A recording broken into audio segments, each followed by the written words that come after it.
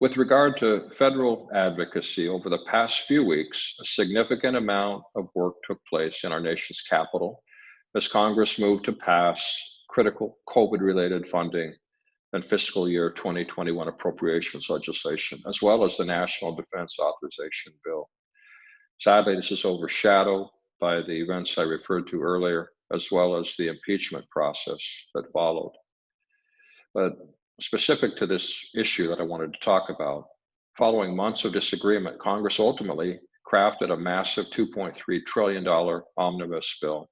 The legislation combined fiscal year 2021 funding that will keep the government open until September 30th with emergency funding of important COVID-19 relief programs, such as unemployment, stimulus checks, and rental assistance, along with changes and extensions to programs initially created under the CARES Act that were set to expire.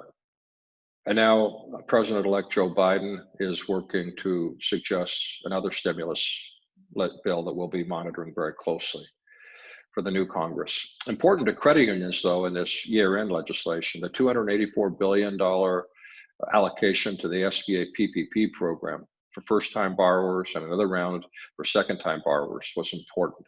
To ensure PPP loans reach the smallest and hardest hit businesses, the legislation sets aside $15 billion specifically for community financial institutions and an additional $15 billion for certain small depository institutions. On January 11th, the PPP loan portal opened to accept first draw loan applications from CDFI and MDI lenders only. Shortly after, the portal was open to all lenders, including institutions not CDFI or MDI designated. Now, some important legislative changes to PPP included establishing a simplified forgiveness application for loans up to $150,000, something that we've been asking for, and providing lenders with assurances that no enforcement action will be taken against a lender who acted in good faith and complied with all regulations. A more detailed list of PPP reforms can be found on our website at mcul.org in the COVID-19 response section of the site.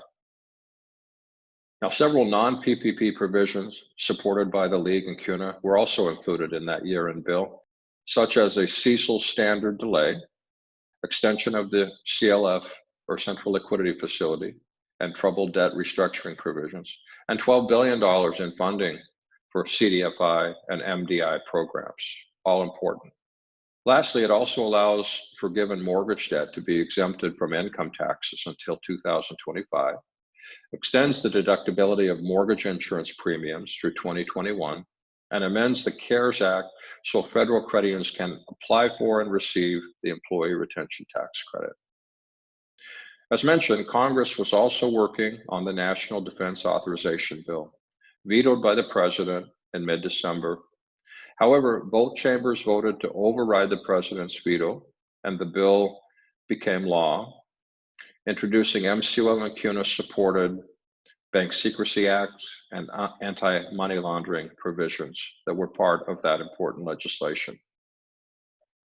In 2021 and 2022, we'll see a significant change in leadership in Washington, obviously, as Democrats will now hold majorities in both the Senate and House, as well as the White House, following the inauguration of President Joe Biden and Vice President Kamala Harris on January 20th.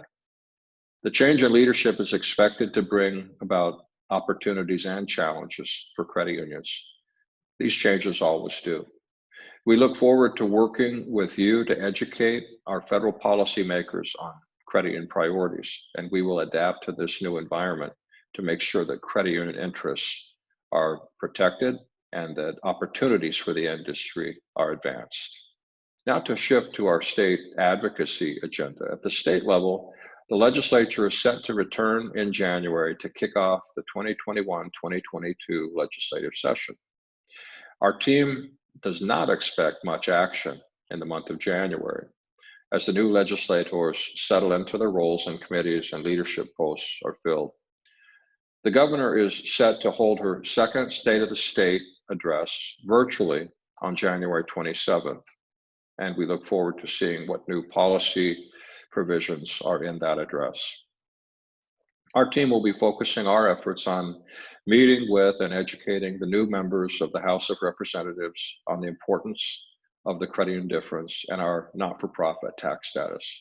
The advocacy team will also continue to monitor and provide updates on COVID-19 related legislation, emergency orders, and vaccine guidance as additional details are made available.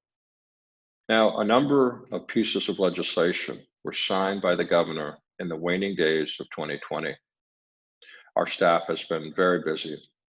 Legislation including extension of validity of driver's licenses, extension of electronic and remote notarization guidance, data breach notification, mandatory reporting of financially vulnerable adult exploitation, and COVID-19 relief were some of the top bills our team followed and worked on actively.